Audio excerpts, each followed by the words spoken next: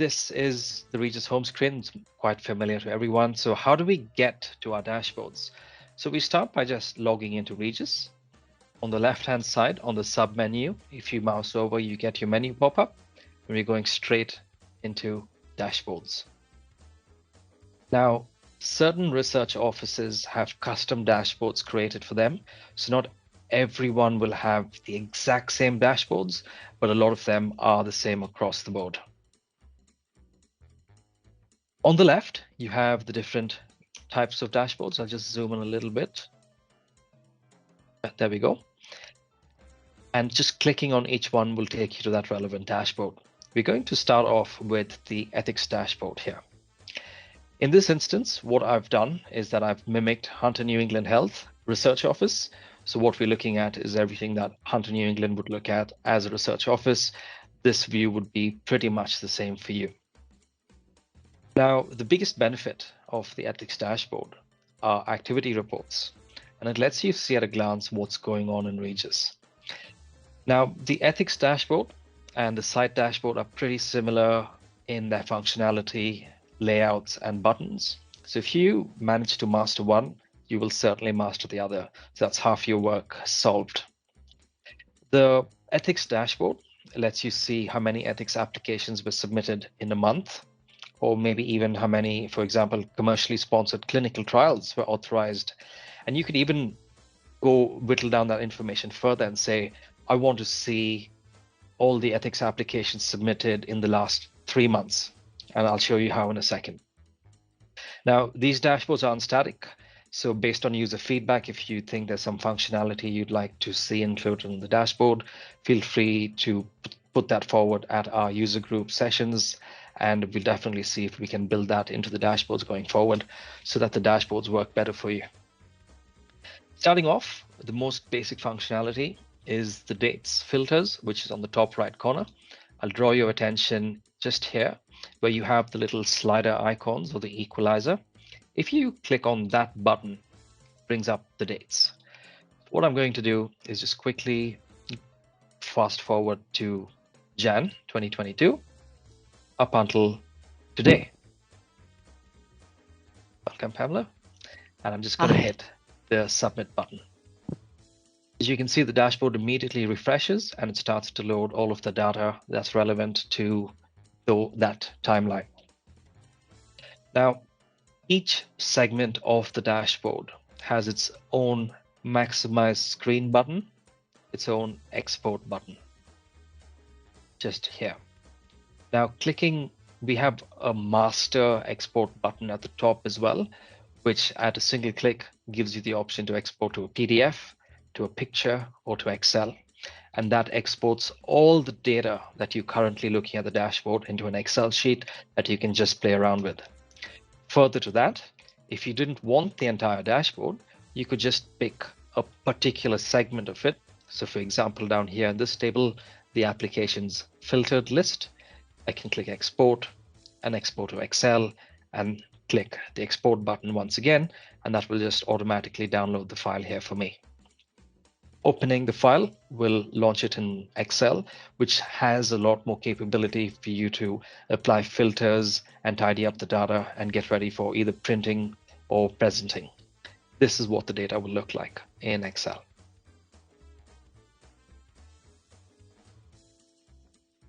Now, another very powerful function that we have are the filters at the very top. By default, it selects your research office's HREC. So you can see I have Hunter New England selected here. And then you can work your way from left through to right. Now, except for the HREC filter, all the other 4 filter drop-downs draw from the application classification, which we will touch on in a moment. When an app is shown on here, this is the current status that they are currently in.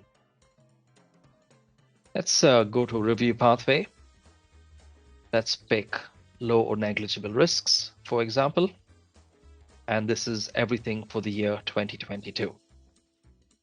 Now, if I was to say I only wanted everything that's been approved in 2022, I can just go tick the box, and it'll show me everything that's been approved straight away. Mousing over gives me that little bit of extra information. I'll just touch now on how we can export this data.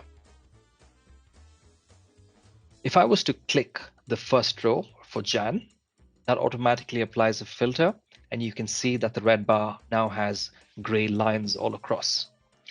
And then if I move to another month and select that, it deselects January and it hops into March. And what happens if you want to look at everything from Jan to August and select all of them all together? That's when you have your little tick box or the multi-select tool. When we activate multi-select, it goes from gray to blue.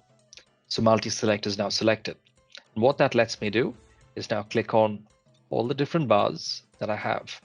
And as I click, you can see that they're all turning gray. And everything that I've selected here now filters down to my applications filtered list. So you can see the 2 and 2 and 2 add up to 6. There's a 7 here that's missing. The projects approved by the ethics review pathway is pretty much the same functionality as the applications submitted. These give you all the projects that have been approved by the research office within that specific time frame. Again, you do have your multi-select button here as well. So if you click on that, that also adds further to the table down below. Once you've done looking at or selecting the months that you're after, you now have a new button here, which is your clear filters. So if you went, oh, righto, I've seen what I needed to see. Let's start over for all of 2022. Just going to click the clear filter button, and that just clears it and resets it back. So you can't really break anything from in here. You can always reset and go back to your original view. Now, if you wanted to look at a little more detail, and there was a lot more data, for example, so I'll bring in the greater than low risk. I have the maximize button here, and you'll notice that each segment has a maximize button as well. So if I was to click maximize, it then goes full screen, which is then easier for you to whittle down into all the nuances of what each bar represents.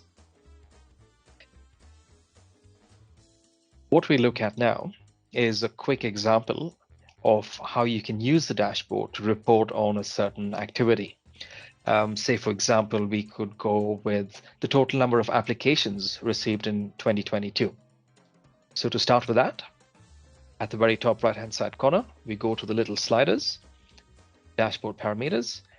We set our dates, which I already have done, and then just click the submit button. Now on the left side, under review pathway, I'm going to select greater than low risk.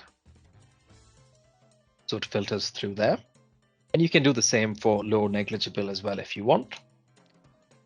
And that straight away gives you all of the applications submitted for the year 2022, all the projects approved, and here are the applications in detail. If I went full screen, you can look at the title, the reference, and other details as the study requisites. If you were to click on any one of these studies, it takes you directly into the study itself and leaves your dashboard open. So if you wanted to double check something didn't look right, your data or your classifications was missing something, this is where you can go in and quickly tidy the data up. Let's close the old study off. The export button here serves the same purpose. So again, you can export to a PDF, an image, or an Excel sheet. Hi, sorry, Ro. Yes, I think Kylie's got a question. Go for it, Kylie. Thank you. I don't have a question, more of a statement, and I'll just pop my hand down. Raul, could you just make that screen smaller? Sure. Okay. The only thing I want to make a statement of correction is around the status. The status is a filter for the current status an application is in. So Raoul, at this point, I would suggest that we wouldn't be searching for a status. Gotcha. So all statuses. What we have is we have our applicant. So everything is correct. Raoul has set his date parameters. He is now searching for greater than low risk within 2022. What we have on our first graph is all applications submitted within that 2022 timeframe. What we have on the right-hand side is projects approved by Ethics Pathway in that timeframe. So that's the difference between those two graphs. One is submitted within your timeframe, one is approved within your timeframe. Now your status would indicate the current status of the application. So you might actually have, and as you can see at the moment, we do have some status. You would have some status that are not approved. So that was just the only clarification I wanted to make. Thank you. No worries. It does seem like you could use a filter in that way, but you don't. So the status is always current. So it may be terminated, it may be on hold. So that point. Everything else, Raoul has done perfect. So I'll let you go back to that where you were. But just before we get too far, because I can see Rosemary taking notes. So I just want to make sure for everyone else that I just make that point of clarification, and I will turn my mic off now. Thank you for the update, Kylie. I'm just adding to what Kylie says. Until you specifically filter these applications, everything on the application filtered list is a combination of both these tables at the top. It's a combination of applications submitted plus projects reviewed. So if you only wanted to see applications submitted, make sure you use your multi-tool and select on the left-hand side so that the application filtered list accurately represents only the highlighted filters here. Once you're done, you can export as required. All right, moving on. We will. I'm just going to hand over to Patrick if Patrick has anything that he'd like to add to the site dashboard, ethics dashboard. Sorry. No, I think you've done that presentation wonderfully. So nothing else to add. Thank you. Okay, thank you, Patrick. Any questions from our audience attendees at this point?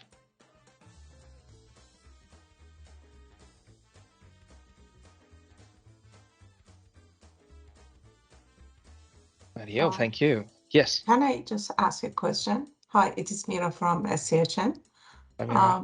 Hi, a very quick question. Sorry, I missed the part that how you filter these tables because I don't have this sign filter on my tables. How can I make a filter? You're missing the drop downs at the very top. Is that what you're saying? Yeah. You know, have you seen that the filter side? You have that one. I don't know why I don't have it. How can I filter? That's okay. We'll hop on after the webinar and we'll have a look at your settings and then we can fix it up for you. Okay, and I have another question. I just sent email recently to REGIS team and F1 Solutions regarding the classification of the studies. Yes. I just want in recent months, like a past over there, like few months, that when the application is coming, originated from outside of the new softwares, and it's coming to us for the review, and we review and send them for the RFI. And when they're responding the RFI and it's come back, the status like the classification is not there anymore, and we have to manually add it again. And doesn't matter how many times, every time is the applications go out and come back, the classification is going to be like stripped off, from the right. So I'm just wondering, is it like something that we don't know about, or is like a technical issues that needs to be fixed? Because is adding this classification is not very fast process. It takes like time to add the classification. True. And then you have to add, because automatically when we add in the like greater than low risk, the tag is not appear. We have to add tags separately to that, classifications to sure. I'll just hand over to Kylie to that. This is definitely a technical issue, Mira. I can see Corinne typing on our chat on the side. We'll definitely follow that up. Thank you for letting us know. Thank you. The classification should absolutely be there, regardless of whether ethics is coming from inside REGIS or external to REGIS. Yeah. Okay. Thank you. Thanks, Mira. Rightio. So that's our ethics dashboard done. Let's move on to our site dashboard, which is pretty much the same twin of the ethics dashboard. So as you can notice, slight variation in the colors, but essentially it has the same layout, same functions, and the same buttons. Now, just like the blank box on the, what we're looking at here, again, we need to start by setting our filters.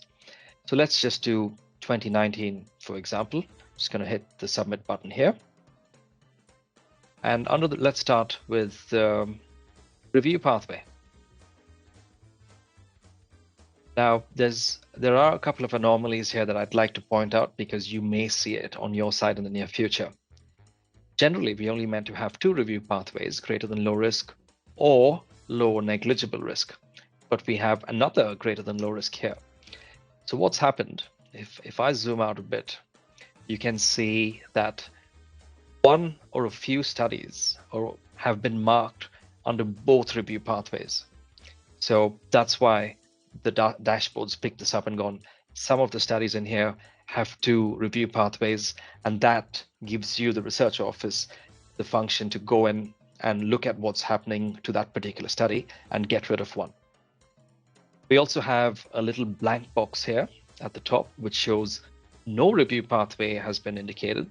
So by just highlighting that, it shows me all my studies from 2019 that do not have a review pathway associated with it. Now, I'll just point out that these are 2019 studies, and there was a historical issue that caused this to happen back then, but it has been fixed. So from here on out, we're not going to be seeing them, but these are a few examples of outliers that happened back in the day. And there are a few research offices that has these. So this is a really handy way, the dashboard is a really handy way to identify when some particular data is missing. And it gives you a good way to go in and modify that data. So for example, if I was to pick May 2014, I'm just going to click on that. So straight away, it shows me that I have these 4 studies here in May 2014 that do not have a review pathway allocated to them. So what I'm going to do is I'm just going to click on any one that opens up in the background for me. And I'm just going to go into management, classifications, and as you can see, there is no review pathway. And helpfully, REGIS is also giving us a nice flashing warning here that says you must enter an ethics pathway classification and value. And this is super easy to do. Literally 2 mouse clicks. You first start by clicking the little pencil icon, and then you just click the add classification icon and hit save. That's it. And one by one, you can work your way down through the list and clean up your data so that going forward, that blank box isn't there anymore. It also looks good on your reports as well. The export function, the multi-tool, and the full screen works pretty much the same as the ethics dashboard. As I said, you master one, you'll master the other. Just before I hand over to Patrick, does anyone have any questions regarding the site dashboard, please? Yes, I think Rosemary had a question, and she is wondering where the ethics pathway is. Oh, yes. Oh, Patrick, I think I actually realized it. It must look at the classification, so, but that's okay. Sure. But what I wanted to ask, and I probably missed it, but can you just explain? Probably missed the whole point of what you said. What does the multi-tool do again? I know the export and the maximize button, but that multi-tool let you select more than 1 month. That's right. Yeah. All right. Sorry about that. Thank you. No, that's okay. By default, we can only pick, it only lets you follow 1 mouse click. So in case you wanted to do multiple months within the same time period, rather than having to go up top here, change your dates, click submit, and having to keep changing your dates, at a glance, you can just go multi-tool. Let's look at March, July, and December. Yeah. So you can go through that. It's the equivalent of pressing the control key. Thank you. You're welcome, Rosemary. Thank you for the question. Patrick, is there anything that you'd like to add to the dashboard, please? Not really. I think again you've done a wonderful job explaining the basics of the dashboard. Probably I'll just mention, as you can see at the bottom right hand corner, there's a gauge. So it tells you the average research office time and also the total days for that site applications as well. And that's all from me. Thank you, Patrick. Okay, our next dashboard on the agenda is our favorite, the head of department dashboard. And Patrick worked for hours to create this. And the dashboard was this dashboard, head of department dashboard, was created to allow all research offices to look at a glance and find out who their current head of departments are without having to delve into contacts and refer to old, outdated spreadsheets, which depend on human intervention to stay current. Now, this is a system-wide dashboard, and so we need to start by filtering out our LHD. So unlike the ethics and site that already had Hunter New England selected, I will start from our research office here, and let's pick Hunter New England. Now, a really nifty trick I have here is rather than having to scroll up and down and look for the research office, I can just start typing at the very top. And it chooses to not do that for me. My apologies. Just going to tick the H&E research office for now, and we'll come back to the search function momentarily. As you can see, that automatically refreshes the entire dashboard and starts to populate data for all of H&E. Next, what this lets you do is once you have your research office and all your different hospitals, it lets you look at one particular hospital if you need to pin down into details. So we can do that by going to the very top. We're going to the site drop down, gives us our filter here, and then we can start to type or click through which one we want. So let's go to my favorite hospital. We'll do the John Hunter. So we'll just do John Hunter there, and the dashboard will automatically start to filter out all the departments that John Hunter has and show us all the head of departments that are current and live with John Hunter. Patrick has also helpfully included an end date, which I will touch on in a second. Now, this dashboard is designed to work and function just like the site and ethics dashboard. So you have the same export function, your full screen function, and your multi-tool select, along with your familiar drop downs at the very top.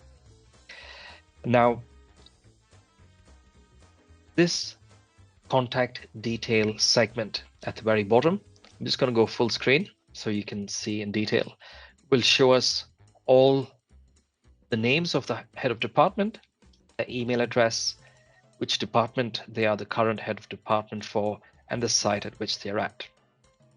The start date also helps certain research offices in their data quest, and you also have an end date column here that will show you when that particular HOD was turned off as a HOD for that department. Now, a lot of research offices currently send the REGIS team requests to update the head of departments through an Excel spreadsheet. I'm sure everyone knows where the spreadsheet lives. And a little neat trick that Patrick has worked into the dashboard is that this order or this format of the contact detail matches the exact same format and column structure as the request to update head of department spreadsheet. So if you wanted to update a particular HOD, all you can do here is export to Excel, add and delete the HODs that you require, and then just literally copy and paste it into the Excel spreadsheet before you send it across to us. So that way you get the department right, you get the names, you get the email addresses, you get the research offices right. Minimum input from you apart from the copy and pasting, which is really, really helpful. Now, if your research office isn't updating the head of department or doing it manually, we recommend you consider using the dashboard to help you along your journey. We have a great video that Patrick created. I see you, Pamela. We have a great video that Patrick created on how to use the head of departments that one of my team members will pop into a chat. We'll just take a question from Pam. Hi, Raoul. Thank you. Hello. Now, I may be off my rocker here, but at any point, are we going to be able to update the head of department ourselves for our local site? Good question. Yes. I don't know what others think, but I think that would be enormously efficient and helpful if there was just a designated person in the research office, for example, the manager or whatever to be able to do that, because there is a lot of toing and froing and miscommunication and more power to the users, I think. So I 100% agree with you on that. We are actually discussing the current possibilities, and we're just about to trial a little user group of people and see how they go with that, and see how complex or how easy or how hard they find it, and then we can then spread it out to everyone else. Kylie, Patrick, is there anything that you'd like to add to my answer?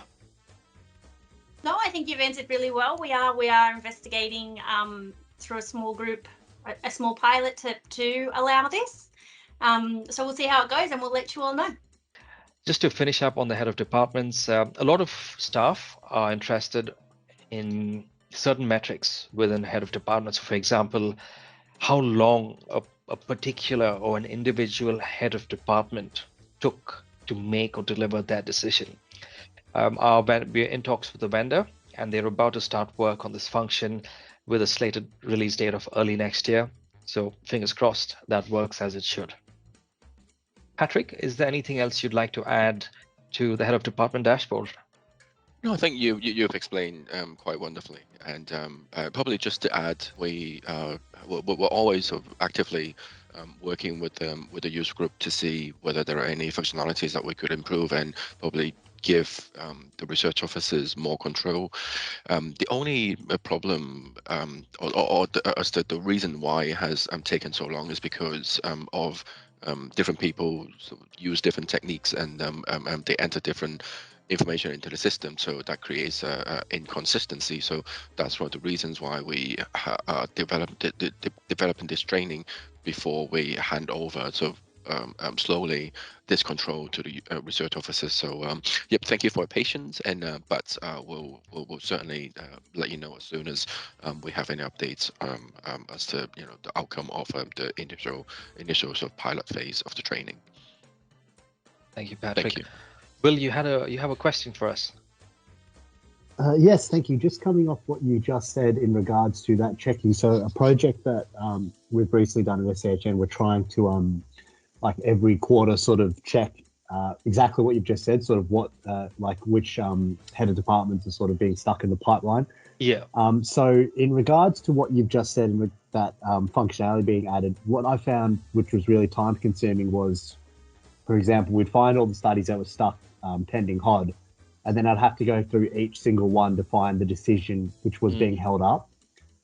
Is that being included sort of like, so for example, with this being able to pull that like at once rather than, because I could pull the list of studies with the status pending HOD, which was fine, they're great. Yeah. But the actual person who was not, like, even if it had both and just the, what the decision was, would be really helpful. Is that being included in that, or is that a little bit difficult to actually implement?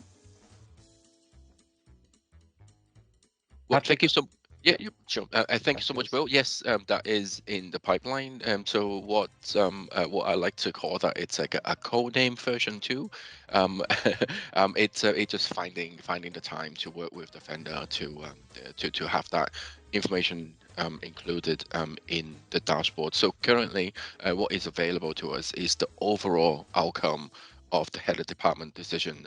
Yes, you're absolutely right. We do not have that information of the individual heads of department who is yet to make a decision as to whether they provide that particular support for that application. But we do have the overall sort of outcome.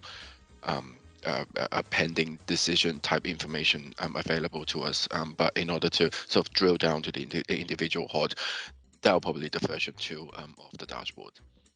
But Okay, yes, thank you. It'll be. I can't give you a timeline, but we're looking at. No, yeah.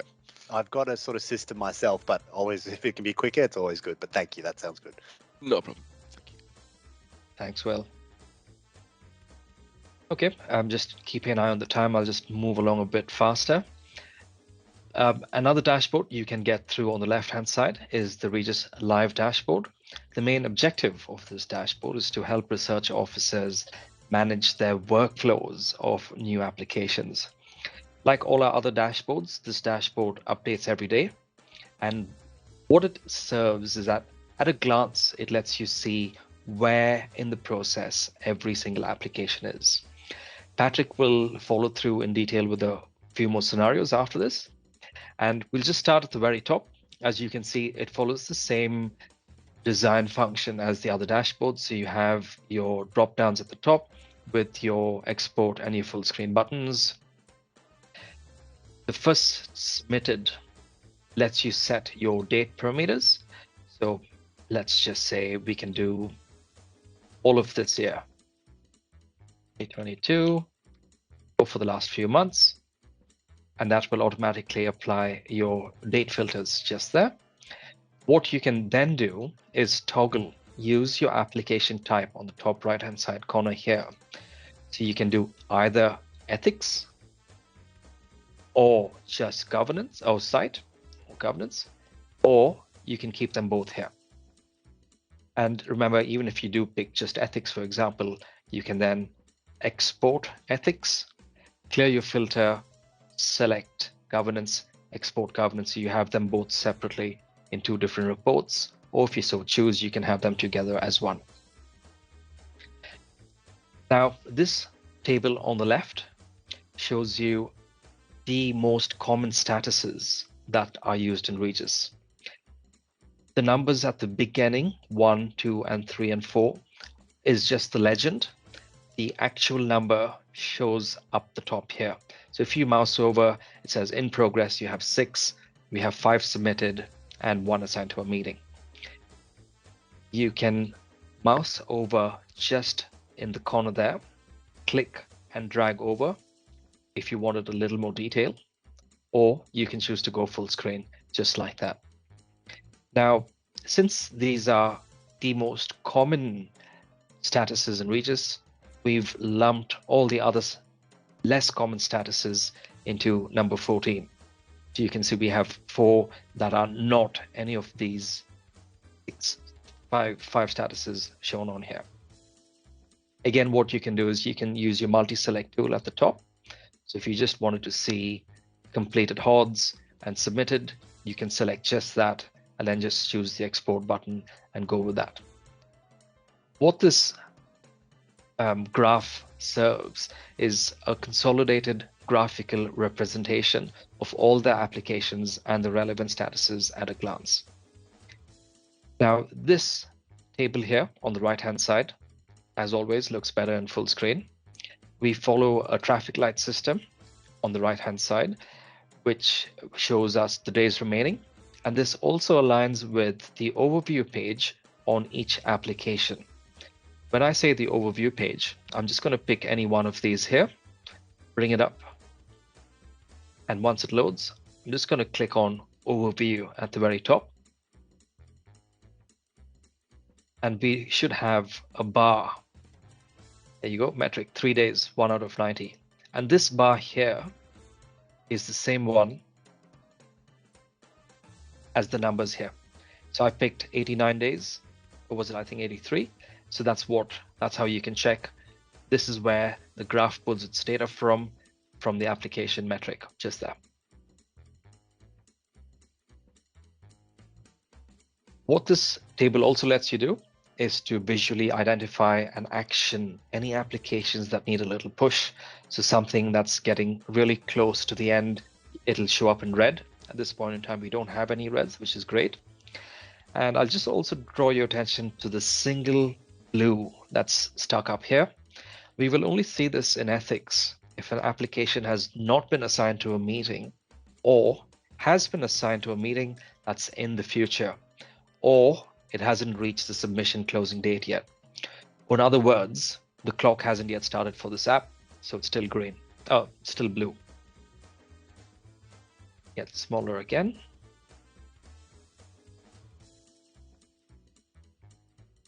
These two columns here, or these two tables here, let you at a glance flag all the reds in one table. So this is all your ethics that have less than 21 days remaining, and these are all your sites that have less than 21 days remaining.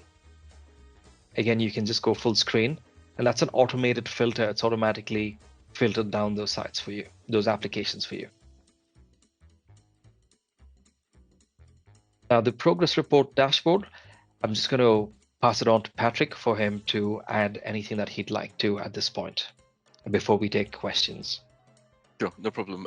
Quite simply, this is a slimmed down version of our project milestone dashboard. So if you want a little bit more detail as to how you would like to progress the statuses of your current or past overdue progress report, then I'll probably strongly suggest you to use the project milestone. So this is just giving you an overview of all the project milestone or progress report that's available to you within the existing settings and filters that you've set of all the studies that you can see on screen right now. But yeah, like I said, if you want a little bit more interactions with all the progress report, I'll probably head over to the project milestone report dashboard.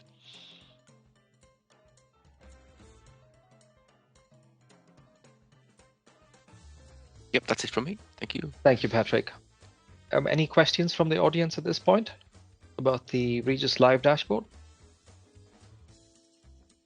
Feel free to raise your hands or pop it in the chat.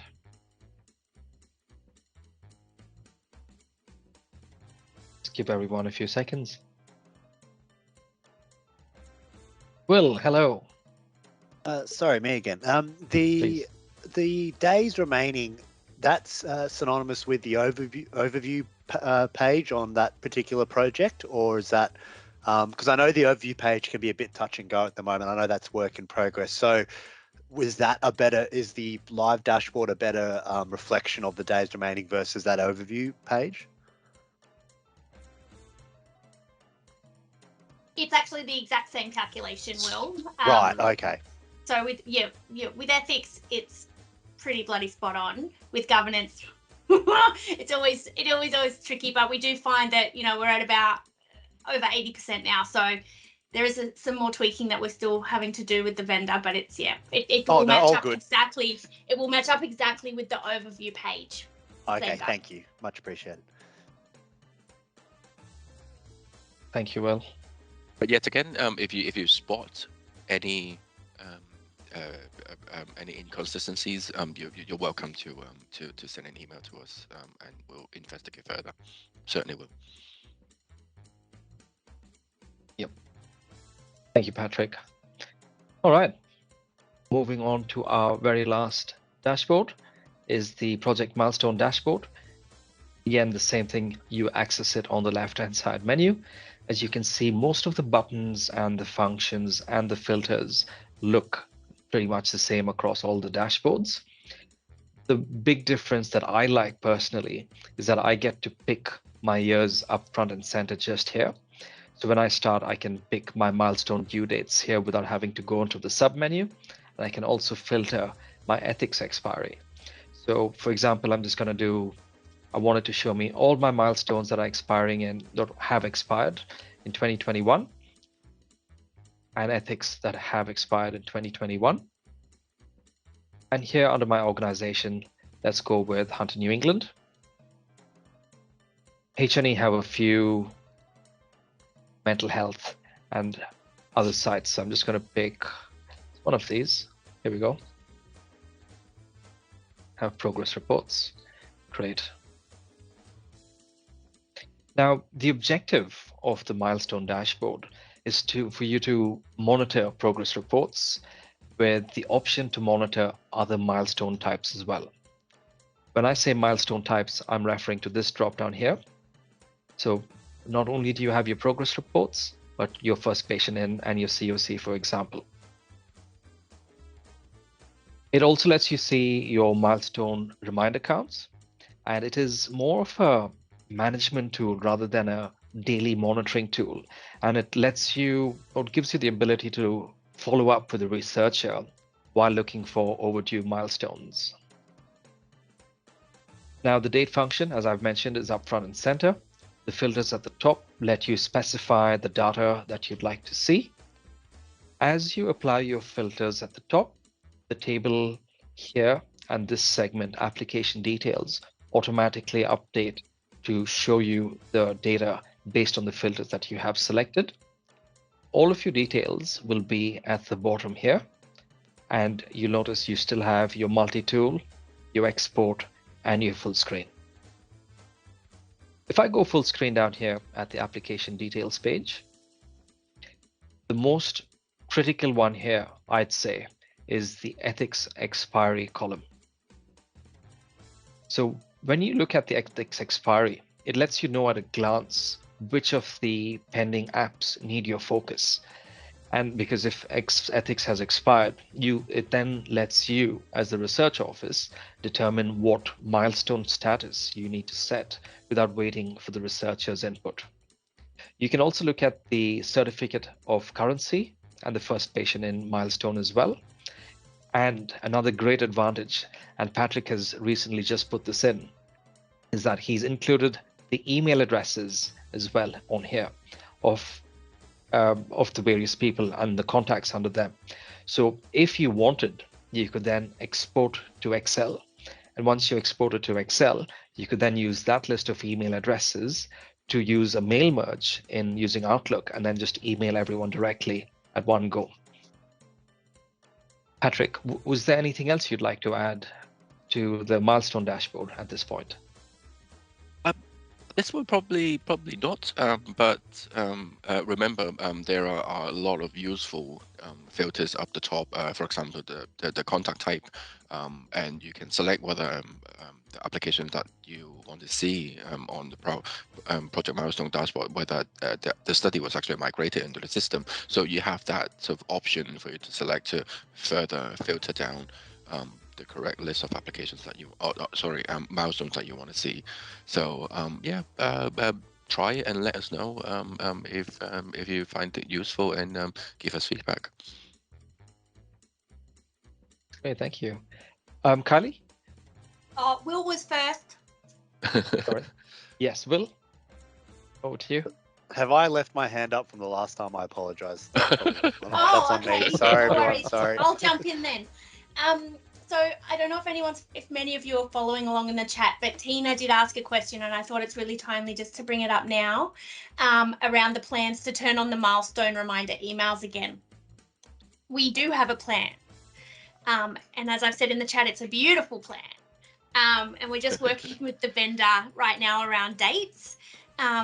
We presented the whole plan to the user group maybe a week and a half ago, and we're just filling in some gaps now. So we will be sharing the details soon. It's not a big secret, but basically we have to reduce the number of expired ethics applications in the system that are no longer active, to make sure that we're not sending out as many emails. It's all described in this really lovely document, and you will all get to see it soon. But if you're really keen to know what the plan is, seek out your user group rep. Hopefully they remember what we've discussed, and they can just let you know, because there's a few things we need to do in the background before we can turn the milestone reminders back on. But that is something we definitely want to get turned back on.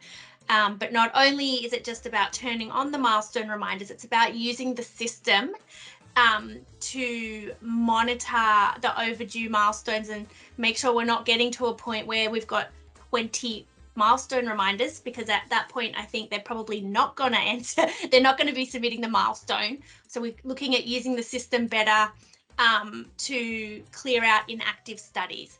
So it's not just clearing out the inactive studies now, it's to keep this process in the future. So just thought I would bring that up now. It's definitely in the pipeline, and it's hopefully in the next couple of months, but we do have to just confirm with the vendor around timelines, and everything always takes a little bit longer than we hope it will.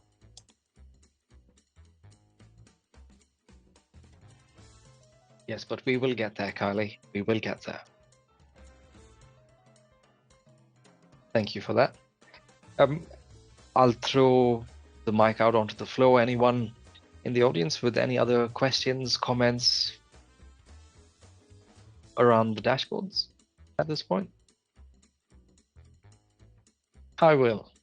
Yes, actual question this time. Thank you. So the I've heard in the past that the reporting functionality was the cleaner of the two compared to the dashboard versus. I know the reporting only shows authorized studies, whereas the dashboard shows everything. In regards to let's say like, you know, data checking before the reports come out, is it still advised to use the reporting function if we can versus the dashboard, or like are they synonymous, or is it just a matter of what you want to pick? Is it?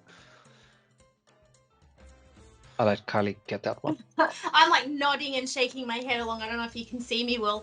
Okay, yes. I personally think maybe in the beginning the reports were that there was that big ethics and governance report that might have been a bit more useful. But I think we're at the point now where I believe that the governance, the dashboards, and one of the other dashboards that we do have, Raoul, can you just click on the dashboards? Is the quarterly metrics QC dashboards, which Jackie has created, and they are literally created for you to quality check before the metrics. So that's what they're there for. Okay, I'll have to play around with it. I haven't seen that before, so I'll have a look at it. Thank you. If you just click on one of those quickly, Raoul, there's instructions in there.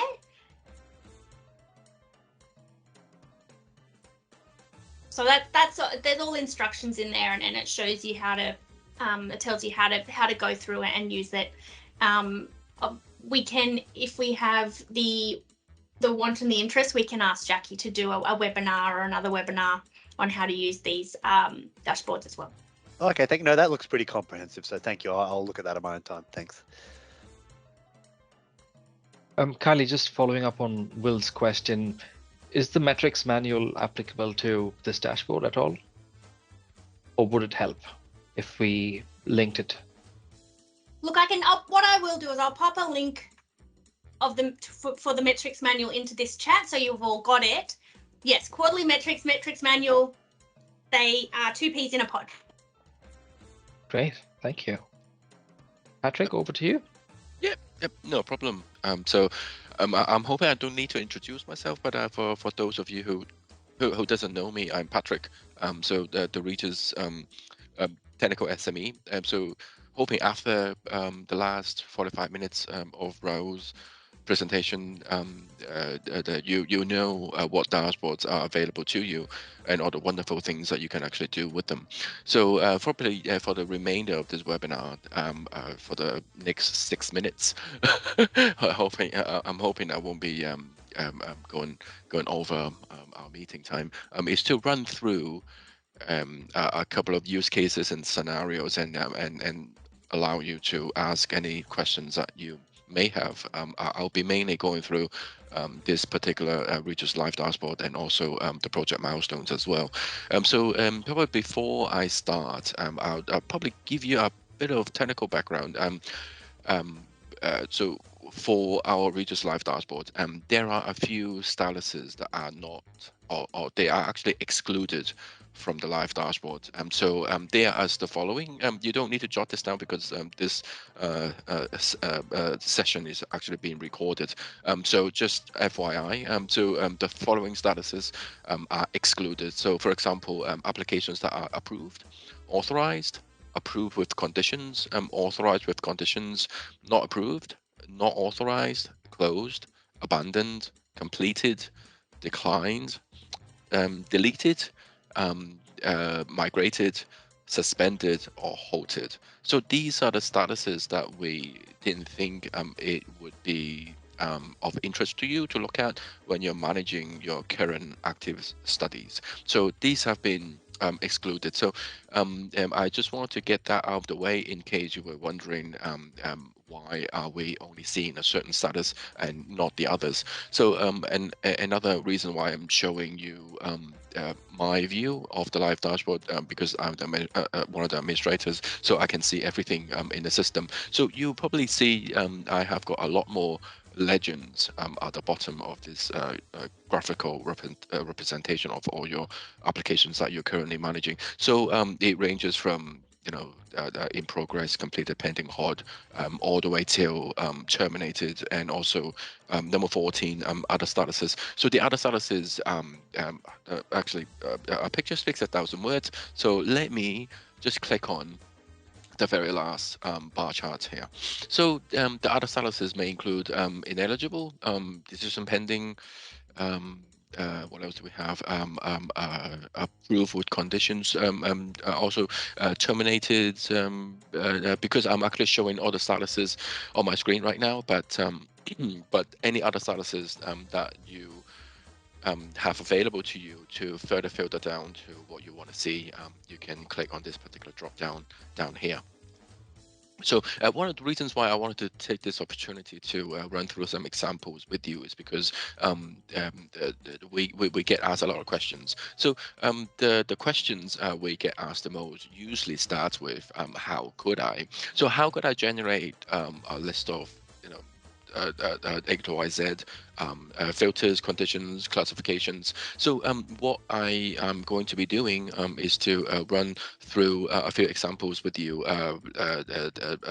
Certainly, one of the questions that we got asked from our last user group meeting was, so how do I pull a list of current Terminator studies from the dashboard? So instead of giving you all these complicated procedures and step for you to pull out this list of applications, I'm just going to be showing you the usefulness of this beautiful bar chart here on the left hand side. So what I have recently done or updated this dashboard with was to add this particular status for our dashboard. So this very last, the second from the last, the 13 terminated status. So if you want to just quickly look at a list of terminated studies, you are welcome to just click on this bar chart here. Let me just zoom out. So what that does is it filters everything within your local health district that you are that you have access to will be limited to all the applications that has a status of terminated. So as you can see, by just clicking with just one click, you can see all the application status that has this status of terminated. So you can, the next step would be to work out whether you need to further filter down by any classifications. So for example, we feel review pathway, category of research, sponsor type, study type. If you don't, if you only wish to see a list of all these applications by a certain status, I would strongly suggest you to use this bar chart on the left hand side here. Okay, and Raul has previously touched on you can click on this export button to Excel if you need to provide this list to another third party, to your research director. That's something that you can easily do within a few mouse clicks. So the next example that I'm going to be running you through is how do I pull a list of current ineligible studies from dashboard? I don't actually see that from the status drop down, and yes, you're right.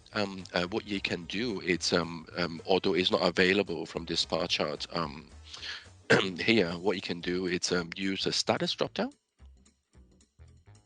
What I can do is I'll deselect all, I'll select ineligible. So what you can do is because ineligible has been included in the other statuses, so what you can do is click on this bar chart, and then on the right hand side, the application by status list will give you a list of all the applications that has that as a current status. So that's something else that you can do. And so the third example I have prepared for you is to pull a list of information requested, because I need to contact the study owner. So what you can do is, again, deselect all.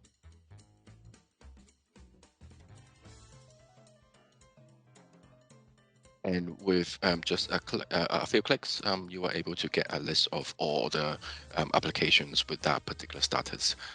So by doing this, I wanted to just give you or inspire you to look at different possibilities of things that are that you are actually, as a research officer or office manager, you're able to pull yourself without having to sort of carry out any manual operations in order to get a list of applications that fulfill certain criteria or classifications. So these are only just a few examples that I've pulled together for this particular webinar. But as you can see, things that I was able to do are the questions that we get asked quite frequently, either via the mailbox or via the telephone calls that we get, or even via F1 technical help desk. So these are the things that are only at the tip of the iceberg that you're able to do, but but these are all the possibilities that you can when you work with dashboards like these. So another point that I want to touch on, it's how do we manage application progress?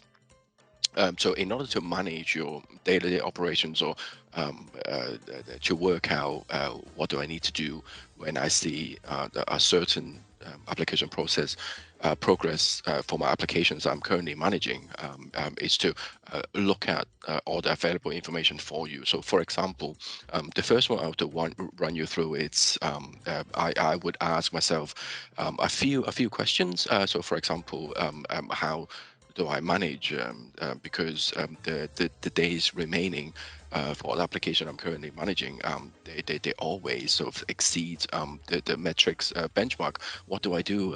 How do I actively monitor these studies? So what you can do is look at the right-hand side at the application list.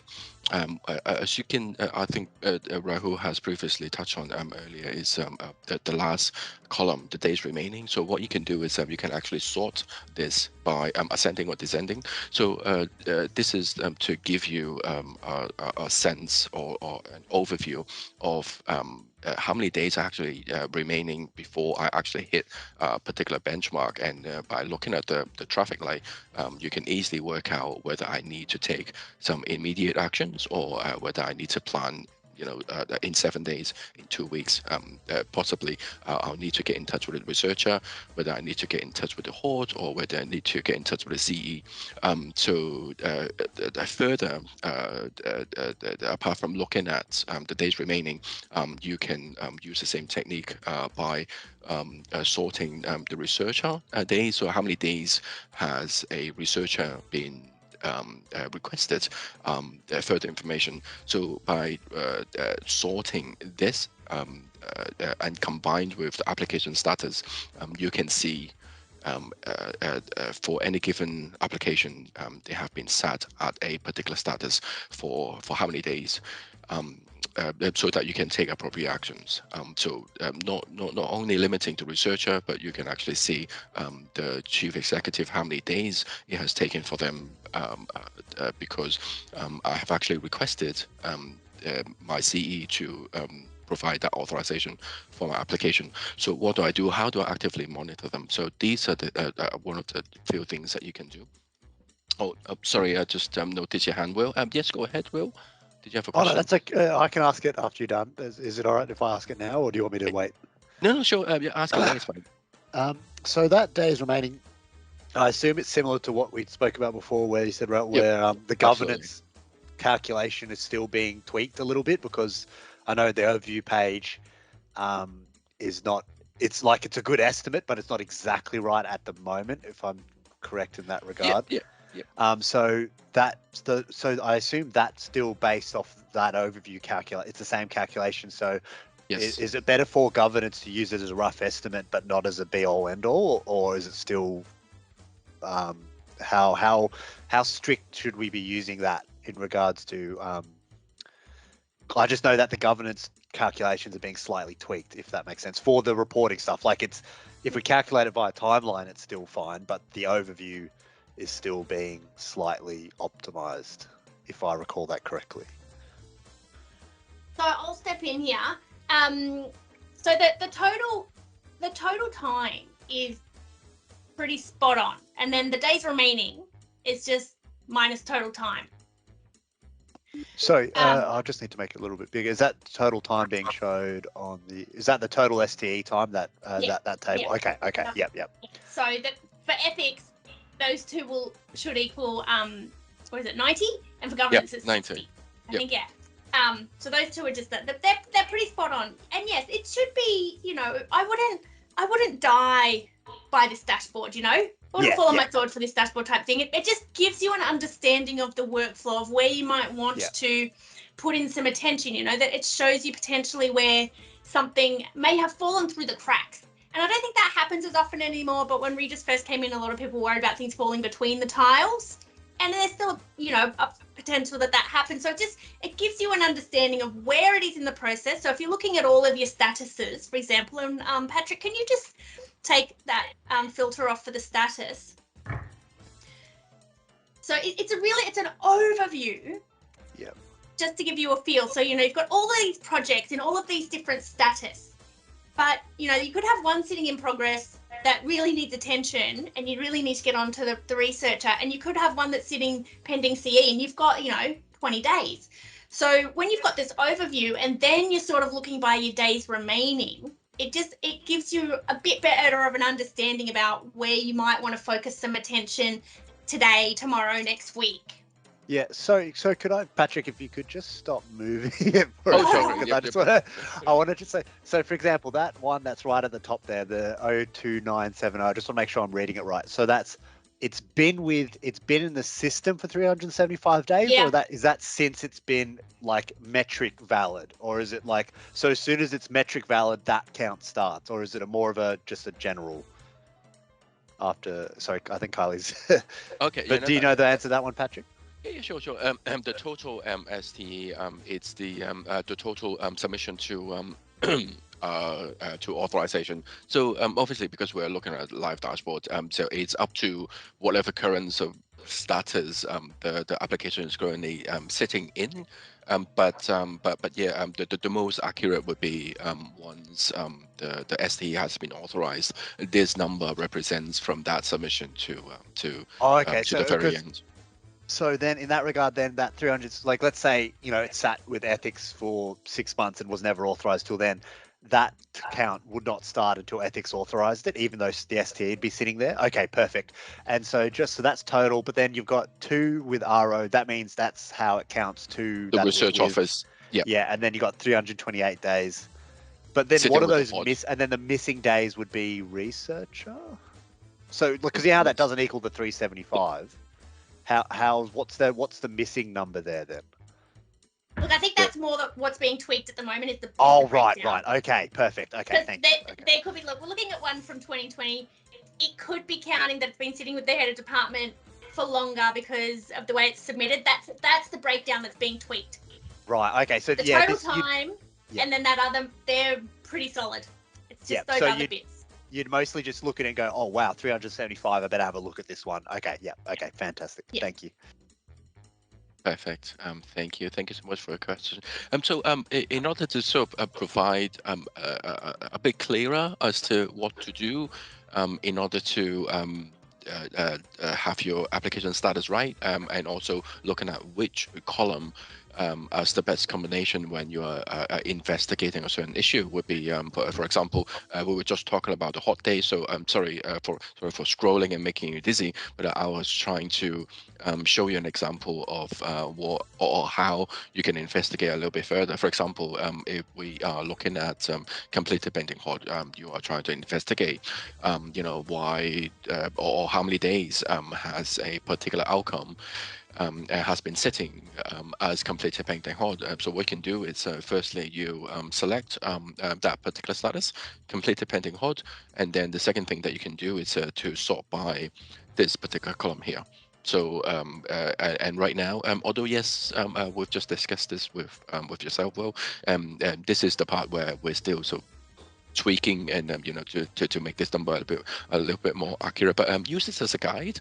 If you see a very large number, then you know, the REGIS team would strongly suggest you to use the application link, click open the application, and just see exactly how that's progressing and whether there needs to be some actions to be done. To sort of accompany with this example, you can do something similar with the CE, pending CE. So, you know, firstly, again, status, change that to only include the pending CE status.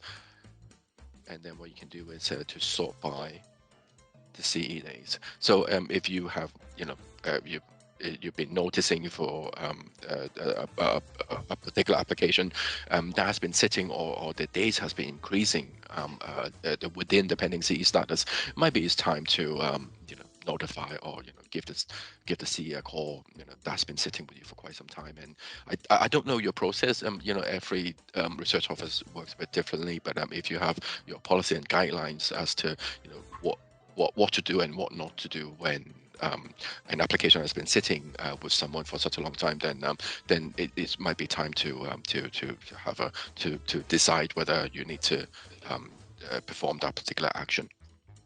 Okay, so for everything else, I think Rahul's covered it quite perfectly. So just before I move on from this live dashboard to the project milestone, just lastly, just wanted to mention use the ethics 21 days remaining, and the site less than 21 days remaining as effectively as you can, because this is an overview for you to monitor, or have you know, a quick view of how many applications that are about to hit the benchmark. If there are anything that you think you need to do in order to get that across the line, you know, maybe it's time for you to do so right now. Okay, so before I quickly move on, I know with Overrun, if there are commitments that you have previously been committed to a meeting, certainly you're welcome to leave. But for those of you who can stay, I will continue to just cover off the project milestone for maybe another 5 minutes. Okay. Did anyone have any other questions before I move on to the next dashboard, to the project milestone dashboard? If not, then I'll quickly go over there and possibly run you through similar to live dashboard, some examples of what you can do with the project milestone dashboard, and what you can, how you can use it in order to effectively use this and manage all your progress milestone. So I think probably first of all, in order to effectively manage all your project milestones or progress report, as you can see at current, because there are a lot of historical progress report that are still sitting in the system that are overdue, that has had their ethics expired. So these are the things that in the pipeline, like Kylie said earlier, we've already agreed a certain protocol within our last user group meeting, and that's how we are going to progress.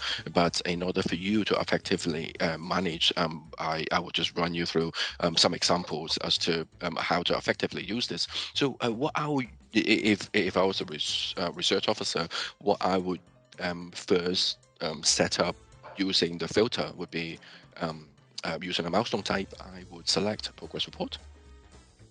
I'll probably just leave the due date and ethics expiry at the moment, and then I will show you how I could, or show you how you could effectively use this using the filter of the due date and the ethics expiry. So, or we should be only interested in the pending milestone status, and then I'll leave the contact type and the migrated assist for now. So what you're effectively seeing is, sorry, before I continue, I'll probably just clear out the filter for the due date and expiry as well. So we've got, I want to look at a list of all the progress reports in the system that has the milestone status of pending. So these are all the progress report that are pending submission from the applicant. So, but then you might have a question that, yeah, but there are so many how can I effectively manage this? This is just simply unmanageable. So this is why we have through some conversations with a few office managers that we have put together these two date parameter for you to effectively use and reduce the number of the progress report that you're currently seeing, that it's slightly more manageable. So the reason why I'm saying this is because if once we have resolved the outstanding progress reports from the previous years, once they're done, you don't have to look at them again. So actions that you might consider doing with all the overdue, a couple of for a couple of years overdue milestone would be, if you think they're no longer relevant, you can delete them. If you think they are relevant but they haven't been submitted by the researcher for such a long time, and that you have decided to set them to not achieved, so that the email reminder won't keep sending to these researchers or study coordinators, that's something that you can do as well. So, for example, the filter option for the milestone due date, it's if you click on less than 2017, this year parameter includes everything that is prior to 2017 or in the year 2017. So what you can do is just to quickly look at the application detail at the bottom. As you can see, there are 4 overdue progress report here with the milestone status of pending. So what this tells you is these are the progress milestones that are still pending submission from the applicant. But because, as you can see, the due date 2017, years and years ago, ethics has already expired in 2020, the 31st of the March. So with both due date and ethics has already expired.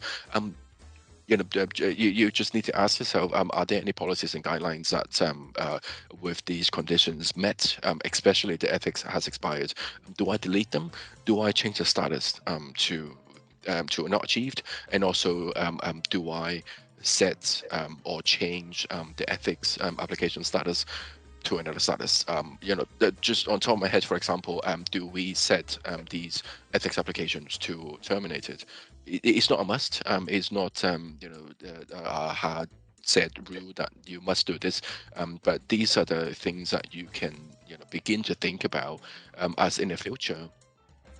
Although once we have that plan in place for all the previous overdue progress milestone to be set to not achieved, and ethics applications has expired over 12 months to terminated, but ongoing, you will still see overdue progress report and also expired or ethics application that have expired for a few months. And what do you do? It's the questions that you have to. I don't know whether it's an SOP that you have to sort of put together, but these are the questions that you have to ask yourself. How do I effectively manage once we have worked with F1 to run that sort of initial script that all the previous overdue progress report has been cleared in the system? So so this is the milestone due date, how you can effectively, by clicking on each year from the milestone due date, you can just focus looking at those progress reports that are pending submission for that particular year. So once you, so as you can imagine, once I've cleared all 2017, I can continue to work with 2018 and 2019. You don't have to do it now. Like I said, these are in the pipeline that are to be actioned by the REGIS team working with F1. But if there are any sort of existing process that you have in place, there's no one stopping you from effectively managing your progress report. But I'm just showing you some examples of how you could effectively pull a workable list in front of you, so that you can make determination on what to do with these outstanding progress reports. So now that I've gone through the milestone due date with you, let me just clear that filter. So quickly, for the next 2 minutes, I'll be just showing you. Similarly, if you use ethics expiry day filter, you could effectively select all the ethics applications that has the expiry day in 2018, 19, 20, 21, and 22. Our present year. So similarly with the milestone due date, if there are policies and guidelines within your research office that if something that has expired, beyond 12 or 24 months, these are the actions and things that as a research office manager or a research officer that we must do. Do we contact the applicant? Do we change the status?